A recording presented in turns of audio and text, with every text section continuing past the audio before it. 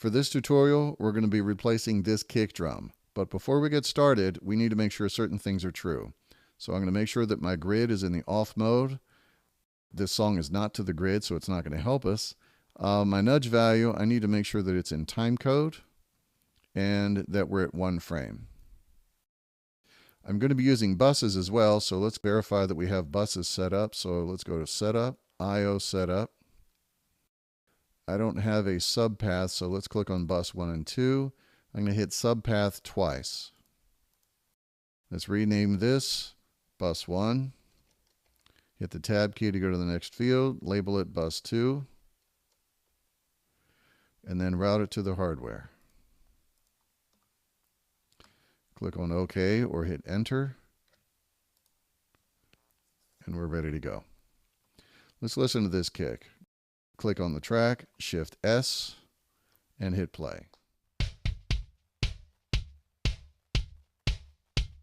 That is one nasty kick.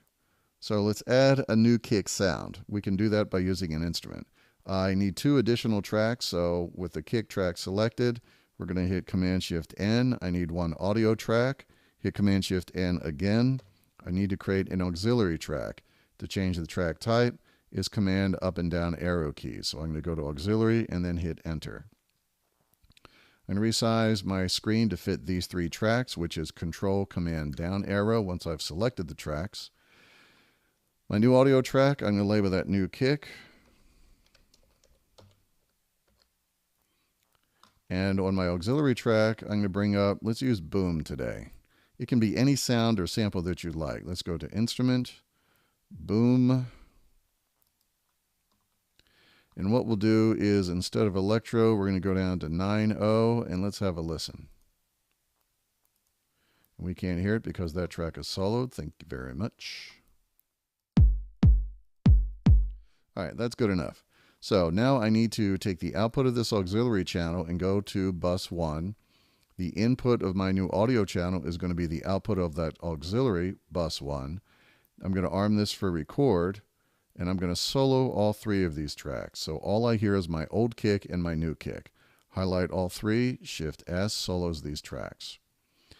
You can try to perform it in time if you want, but I don't recommend it. It's not going to work, so what the heck. All right, so here we go. That's my new kick. I'm going to hit record.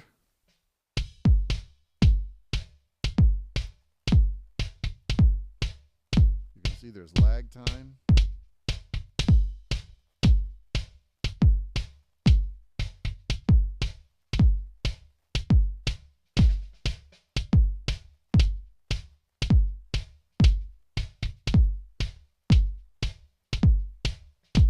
That should be plenty enough. We don't need the auxiliary track any longer, so let's get rid of that track. Right-click on it, hit delete. Let's resize our window to be these 2 tracks, Control, Command, down arrow. All we need to do now is to snap these guys to our original kick. How do we do that? Well, let's fill the screen with our new audio. What I'm going to do is Command U brings up strip silence. Let's make sure that the strip minimum duration is 0. Our start pad is 0. And we're going to mess with our end pad until it just gets to the next kick hit. Well, there, look at the first 2 kicks. See how that's, oh, that's too much. So let's get very, very close. Then hit strip silence. The only thing we're left now with is new kicks. Command U gets rid of the strip silence. Now all we have to do is snap these to those. So how do we do that? Well, let's get out of record mode. We need to make sure that tab to transient is turned on, which is Command Option Tab key. And we're going to use the Smart tool. I know I don't like the Smart tool, but look how big our tracks are. And in this case, it works really, really well for us. With the Smart tool on, all you have to do is hit either 2 of the 3 tools that make up the Smart tool, or you could click on this bar. If we're halfway above the center line, it's the Selector tool. If we're below the middle point, it's the Grabber tool. So here's how we do this very, very quickly. With the Smart tool, we're going to click above. Don't try to click on the actual transient itself. It's not going to work. So click before, and hit the tab key. Then go to your new kick, go below the halfway point, and press and hold Control and click on it. That snaps the head of this to the transient. Go back halfway above, hit tab, go halfway below, click Control, and click on the audio. Keep repeating this until you're out of kicks.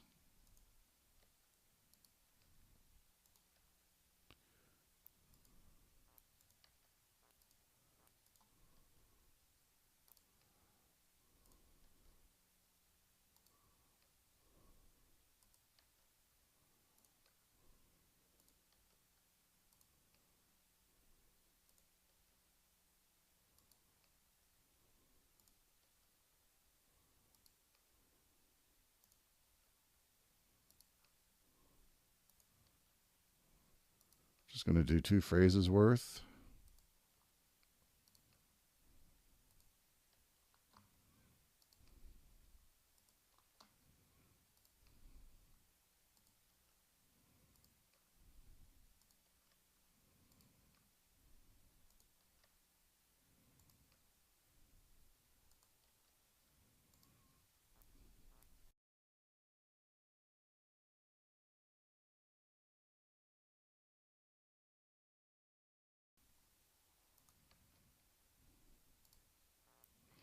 Okay, there we go. These other kicks we don't need, so we'll just get rid of them. And let's listen to our kick.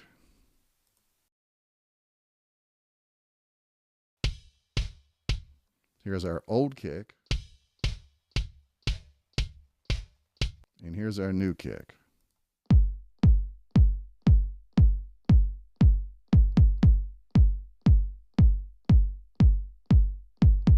Nice. Let's hear them together. So let's pan this guy hard left and the other kick hard right.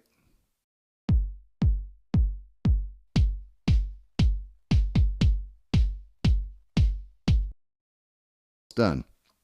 You'll notice that if we zoom in on this, highlight it, Option F, that our clip start point is very, very close to the transient. We need to elongate that. We need to make that start earlier so we don't get a glitch, click, tick, or pop.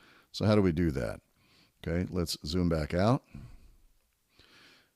What we're going to do is go to the F8 tool, so it's the object grabber. We're going to highlight all of our clips, and let me zoom in on that, and let me show you what's going to happen. You need a keyboard with this because we need the keypad. We're going to press and hold the Option key and hit the minus. That's going to nudge our clip start point to be 1 frame earlier. Now, the reason why that's important is when we get down here to the bumps, you'll see that it's going to clip off. It's going to chop off the end or the ring out of our kick drum. So what we need to do is a crossfade. So we've already started our clips 1 frame earlier. Now with the F7 tool, the selector tool, we're going to highlight all of our clips, and we're going to hit Command F, and 1 frame is about 33 milliseconds. And now when we zoom in on here, you'll see that our ring out goes all the way up to the start of that kick. All you have to do now is repeat this until you get to the end of the song. This is why we have software to pull this off and interns. But now you have the skill to pull this off for just in case.